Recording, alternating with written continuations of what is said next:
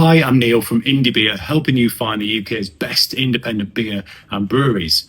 Today, we're going to be talking about Abbeydale Brewery. They're a brewery that can seemingly do everything, coming out of Sheffield. So I've got two beers here next to me that really kind of typify what they're all about. They can do incredible mango sour beers. They do some really interesting mixed fermentation beers through their barrel age project. Or they can do really good traditional cask beers as well. And that was kind of how they made the name. This one is one that they brought back recently. It's their dark mild. Really interesting beer. And actually, it's a style that I think is a little bit misunderstood. Mild originally meant fresh beer. It meant young beer that wasn't aged. But actually, in more recent times, it has come to mean a beer which is going to be lower strength, a beer which is perhaps a little bit more mild in flavour as well. So I want to give this one a try, but actually we're going to be foregoing the little sample glass and I'm going to be using my brand new Indie Beer Scotland glass. A mild, you need to have a decent swig of this to give it some flavour. So let's give it its best chance. All right, so that's interesting. So quite often dark milds, you're going to be expecting something which is pretty much black. It's going to kind of look like a stout.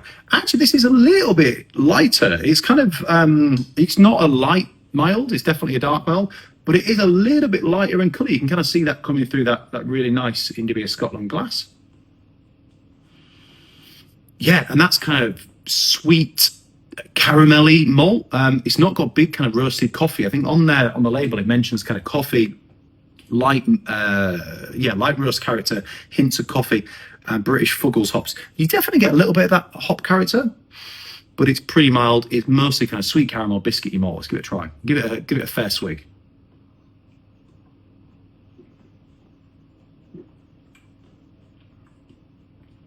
Wow, yeah, that is all about the malt, and that is what you're going to be expecting from a mild. It's got a really nice kind of, it's got a really nice kind of like milk chocolate character. It's got a really nice kind of background, mild sweetness. Really, really interesting. It's got plenty of flavour, actually.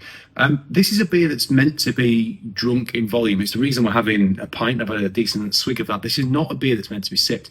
It's a beer that's meant to quench your thirst, be satisfying, and you can have a few pints of it. And that's exactly what this does.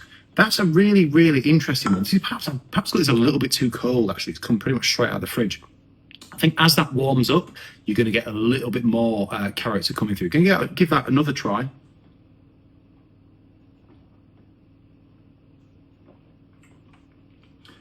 Yeah, that's really good. It's like,